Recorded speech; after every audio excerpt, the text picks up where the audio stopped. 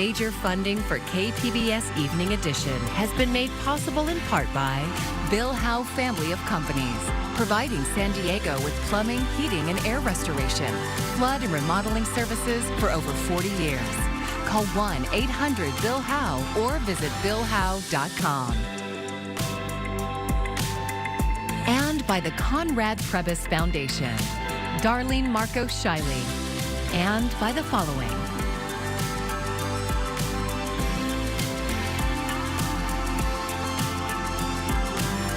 And by viewers like you. Thank you.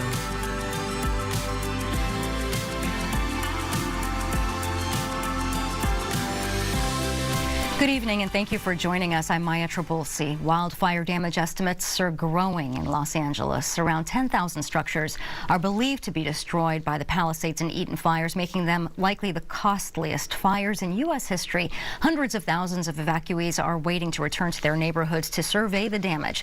Lee Waldman has the latest from Pacific Palisades, where officials say fighting the flames isn't the only challenge first responders are facing. Multiple fires still rage across Los Angeles County, with two of the largest, the Palisades and Eaton, under 10% contained this hour. But it's ground that fire teams are holding and advancing. Crews worked very, very hard overnight, strengthening our containment lines. Assisted by more cooperative winds Friday. Resources included our air assets to aid in the containment efforts. Those pilots have more than smoke and wind to contend with. At the Palisades fire, this small drone hit the wing of our CL-415 Super Scooper aircraft. The pilots were unaware of the collision and landed safely, but the critically needed airplane, just one of two on loan from Canada, is now temporarily grounded for repairs. It should be flying Monday. If you're thinking that it's fun to send a drone up and you do it in one of these areas that for which drones are not permitted, you will be arrested. You will be prosecuted. LA's district attorney says the same goes for looters, scammers, and curfew breakers. With hundreds of thousands forced to evacuate this week, officials today apologize for some falsely sent countywide alerts that caused confusion and anger. LA County EMS blames a technical glitch and says they're working to find and fix the cause. I implore everyone to not disable the messages on your phone. Not receiving an alert can be a consequence of life and death. In Pacific Palisades, Lee Waldman, KPBS News. Just 120 miles separate San Diego from Los Angeles, and there are countless people here with connections to folks up there. KPBS reporter John Carroll talked to a Point Loma couple with family in the LA area who've been in a constant state of worry this week. Even if you don't know anyone in the LA area, the pictures and stories to come from the fire zone are hard to get your mind around. The kind of utter devastation to lives and property that is practically incomprehensible. Sydney Rush and Riley Bowen know the area well. We grew up in Pasadena. My whole life I've lived there. I'm from South Pasadena, which is more south, but anyone from the area knows that South Pasadena, Altadena, I feel like we're really just, one community. One community, especially Altadena, that's been devastated. Block after block of homes and businesses reduced to ashes and rubble. In the early hours of the fires, reliable information was hard to come by. Dread and worry filled the vacuum. We couldn't get a hold of his mom for several hours, and that was very concerning. Fortunately, Riley's mom was okay, but the other news that started coming in wasn't good. My grandparents' house unfortunately burned to the ground. The only thing that was left in the video that they sent me was just like their chimney. The rest was all just leveled.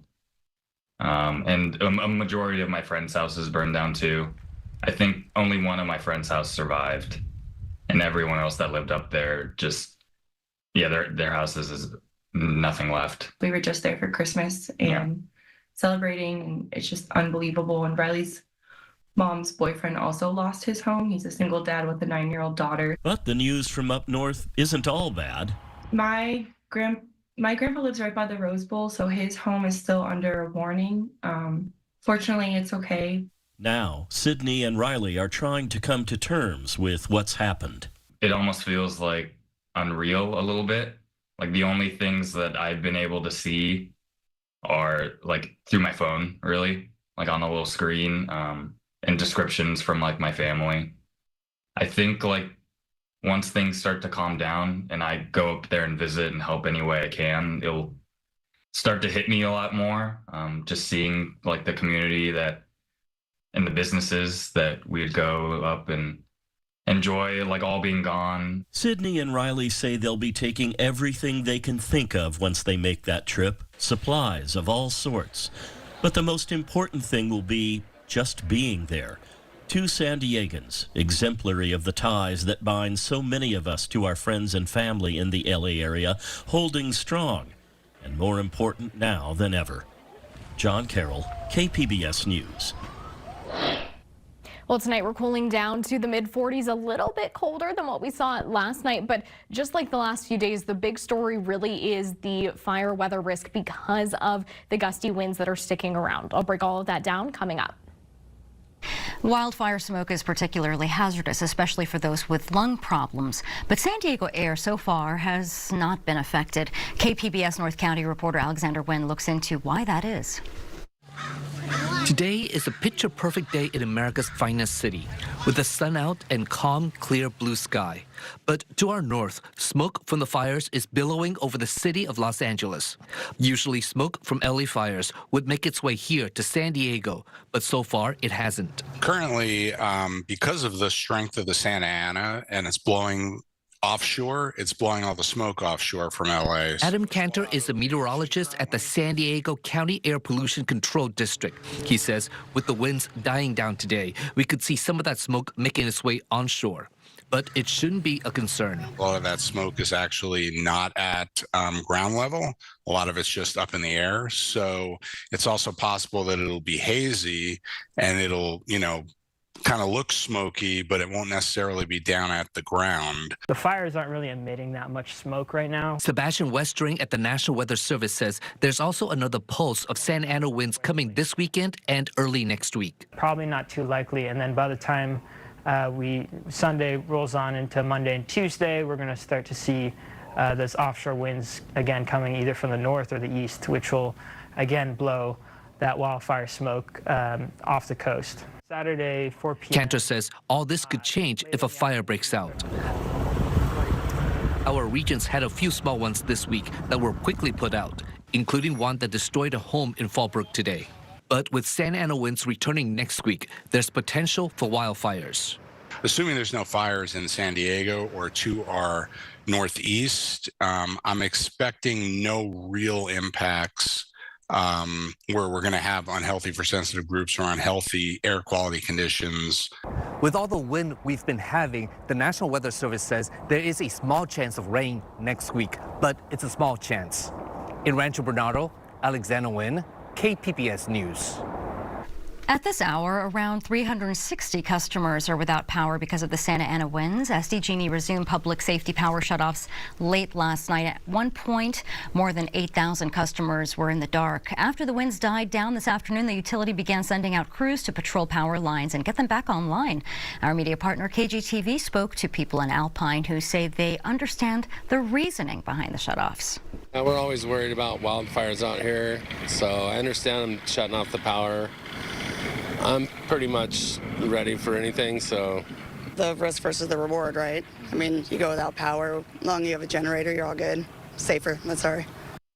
And a red flag warning for San Diego County is in effect until 6 p.m. The Centers for Disease Control says it will investigate the impacts pollution in the Tijuana River Valley has on the air we breathe. This was announced by San Diego's Congressional delegation today. The study will assess whether the levels of hydrogen sulfide in the air near the Tijuana River and surrounding communities could be harmful to people's health. President-elect Donald Trump's promise of mass deportations could send thousands of people to Tijuana. KPBS reporter Gustavo Solis says city officials there plan to open a massive shelter for those who end up being deported. Tijuana Mayor Ismael Burgueño says the city is taking a proactive approach. They're planning a shelter with enough room for 10,000 people and the ability to increase capacity to 30,000.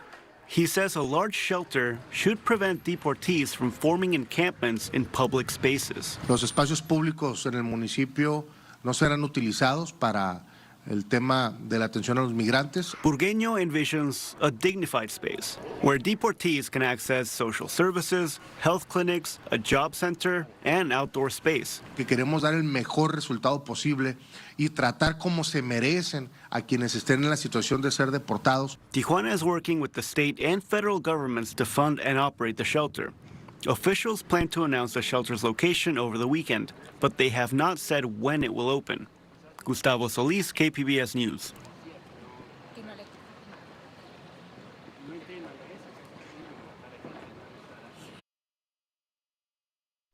SANDAG is the agency responsible for planning regional transportation projects in San Diego County. The board of directors today elected a new chair, Solana Beach Mayor Lisa Huebner. Huebner has been on the SANDAG board for 14 years. She says the agency has to rebuild trust with the public after a series of scandals, and it has to be realistic about what kinds of projects it has the money to build.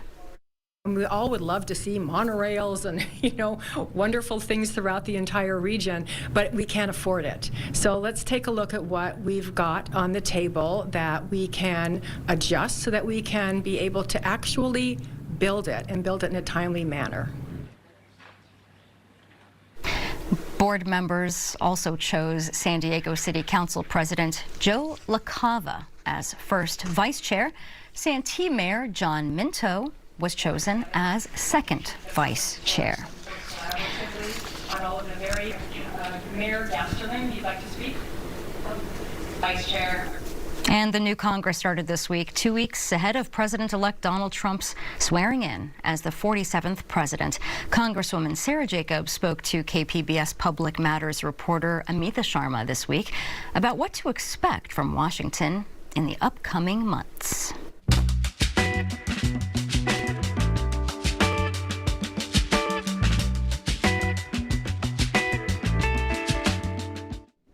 So we last spoke before the November election. You were optimistic about Vice President Kamala Harris's prospects. Now, as President-elect Donald Trump is about to embark on his second term in the White House, what are your thoughts?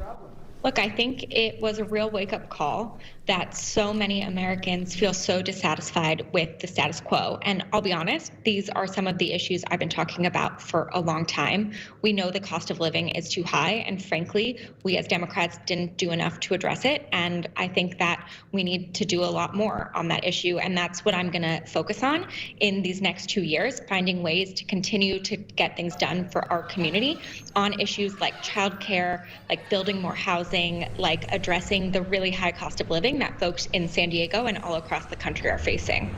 So, Congresswoman Jacobs, is there common ground between congressional Democrats and President-elect Trump? I know 300 groups sent a letter to the new Congress this week urging them to protect Medicaid, which Republicans are threatening to underfund. It's really hard to tell at this point which Donald Trump you're going to get.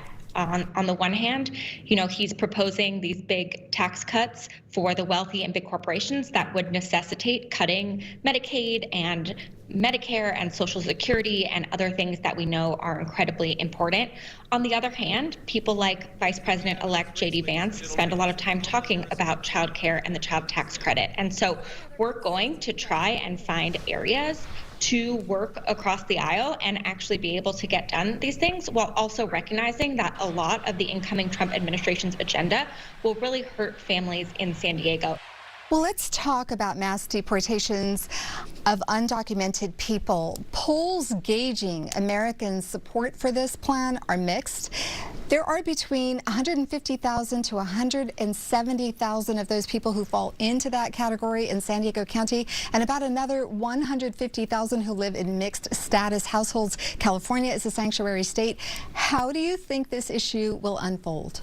It will be a broad-based, broad swath deportation, even of folks in mixed status families. Even they've said potentially U.S. citizens in order to quote unquote keep families together. And it will severely, severely hurt our economy in San Diego, from raising the price of construction and food to hurting our cross-border economy that we know is so interlinked with the economy in Mexico. So what do you view as your role if these deportations do get underway? For me, I'm focusing on the things that we can do. So number one, that's oversight, making sure that laws and statutes are actually being followed, that there is, in so much as there are legal protections, that those are staying in place, that we are putting pressure to make sure that there are humane processes in place, and then to see where we can find areas with some folks across the aisle. Remember, they will only have a 1 to 3 person majority here in the House, where we can push back on some of these really harmful things and, find a handful of folks on the other side of the aisle who are willing to do this. So another group of people in the region looking at a second Trump presidency with some trepidation are scientists. Some have expressed worry that if they oppose the incoming administration's policies dealing with science, they might lose federal grants.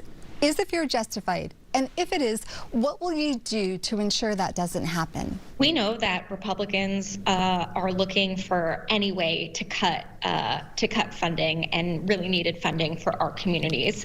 And one of the things we're going to be doing is trying to make sure that we are finding ways to channel some of that into productive areas where we really do need reform of the government, and protecting the areas that these government investments are so important. And so I think the fear is valid, but we will continue working and find allies across the aisle to push back on some of these really harmful cuts that the incoming Trump administration is talking about.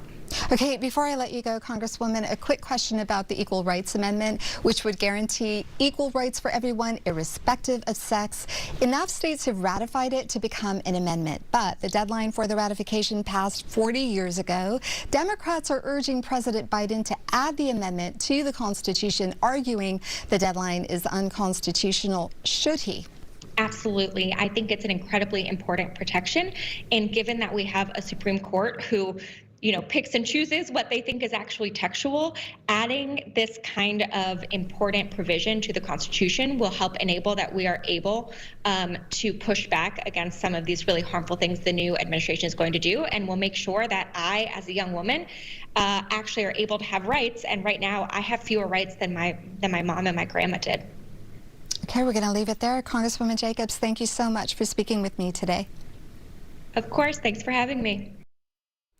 And that was Amitha Sharma reporting. Public Matters is a partnership with KPBS, iNewsSource, and Voice of San Diego. You can see more of our stories at kpbs.org/Public Matters.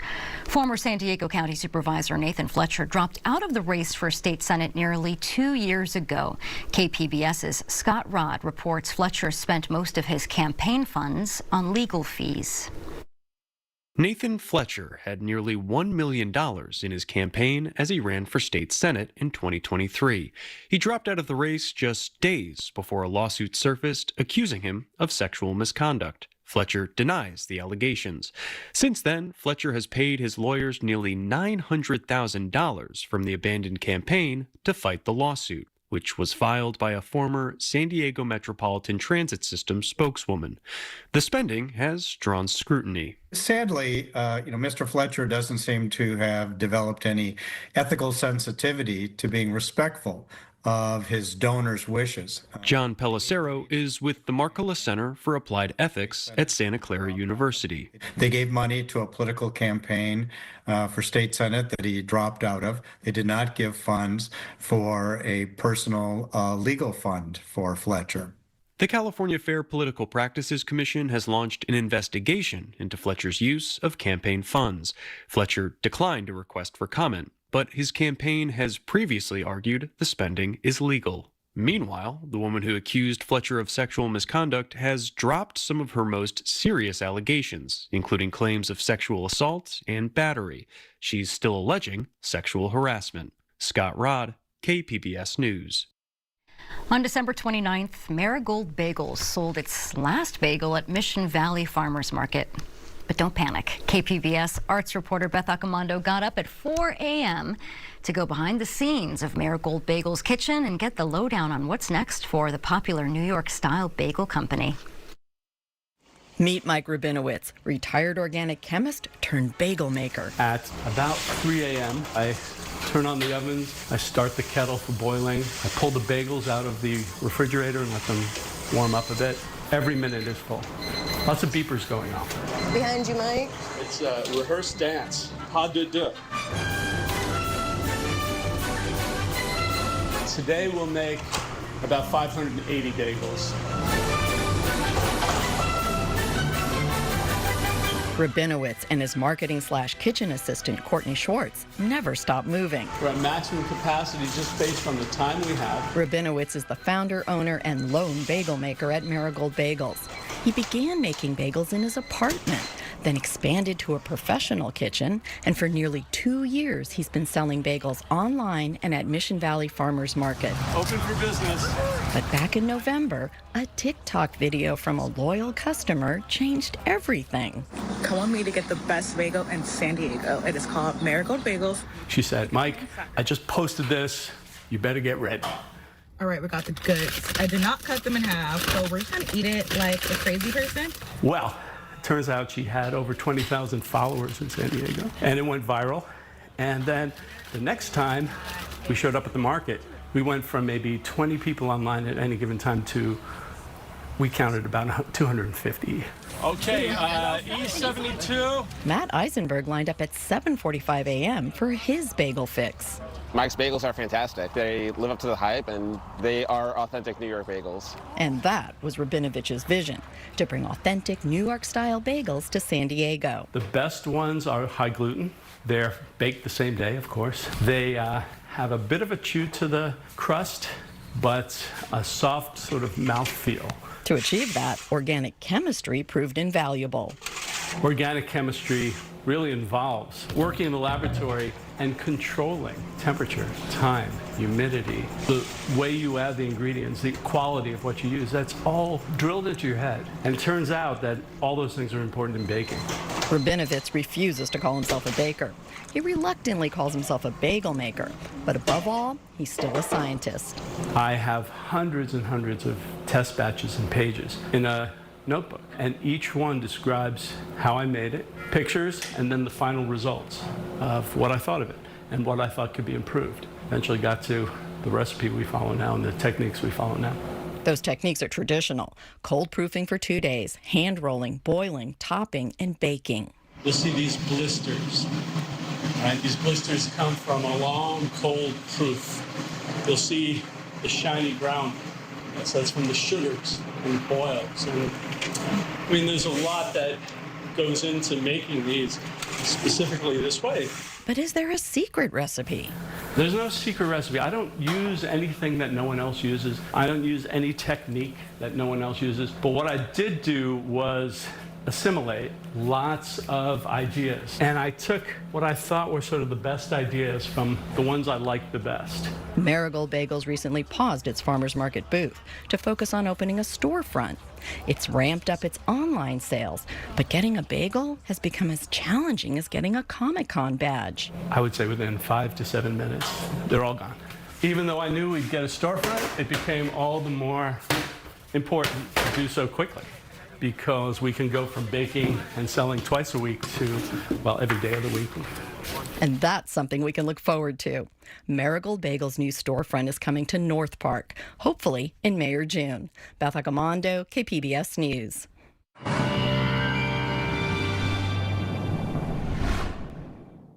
Well, while the peak kind of Santa Ana winds from this week have passed, we're continuing to see gusty winds that are just bad news when we talk about fire risk, especially with how dry it is. And we really don't get a break from the wind. We'll continue to see wind gusts up to 40 miles per hour for the weekend, but then another Santa Ana event comes Monday into Tuesday. So first, let's talk about temperatures dropping down tonight to 37 in Oceanside, 46 for San Diego, 36 there for Mount Laguna. Tomorrow, warming up once again to the 60s and 70s, depending on where you are. 66 in Oceanside, 64 in Chula Vista, and 70 for Borrego Springs there. 47, though, is the coolest in Mount Laguna. Now let's talk about the Santa Ana winds for early next week. So like I mentioned, this weekend, mainly Saturday morning is where we're going to see 40-mile-per-hour wind gusts. Things will kind of calm down a little bit, and then we're back to Santa Ana winds for Monday and Tuesday night. Now, of course, extreme fire risk with this wind gust 40 to 60 miles per hour. So not as strong as the last Santa Ana event that we were dealing with earlier this week that led to a lot of wildfires sparking in the LA area. But still something to keep in mind that is going to have some impacts. So taking a look at your 5-day outlook for the coast here, plenty of sunshine for the next couple of days. Temperatures staying in the 60s until we get to Tuesday, where we warm up to 76 and then cool back down a little bit to the low 70s by Wednesday. Further inland, we're at 69 for your Saturday. Some more clouds move in by Monday with that high of 68 degrees. And we're at 74 by the time we get to Tuesday. Your mountain 5-day outlook, a bit colder, of course, 47 for your Saturday, dropping down to the 30s Sunday and Monday, and then up to the 50s by the time we get to Wednesday. The desert, we're in the 70s for Saturday, down to 63 for Monday, and then by Wednesday we are back up 73. And we have a few clouds moving in Monday, but otherwise plenty of sunshine. For KPBS News, I'm AccuWeather's Anna Azalian. Firefighters are making slow progress containing the major fires burning across Los Angeles. Around 10,000 structures are believed to be destroyed by the Palisades and Eaton fires, making the two likely the costliest in U.S. history. Hundreds of thousands of evacuees are waiting to return home to survey the damage. And be sure to join us tonight for KPBS News This Week, where we revisit the most impactful and intriguing original reporting of the week. This Week airs every Friday at 8:30 here on KPBS. And you can find tonight's stories on our website, kpbs.org. Thanks for joining us. I'm Maya Trabulsi. Have a great evening. Major funding for KPBS Evening Edition has been made possible in part by Bill Howe Family of Companies, providing San Diego with plumbing, heating, and air restoration, flood and remodeling services for over 40 years. Call 1-800-BILL-HOWE or visit billhowe.com. And by the Conrad Prebys Foundation, Darlene Marcos Shiley, and by the following.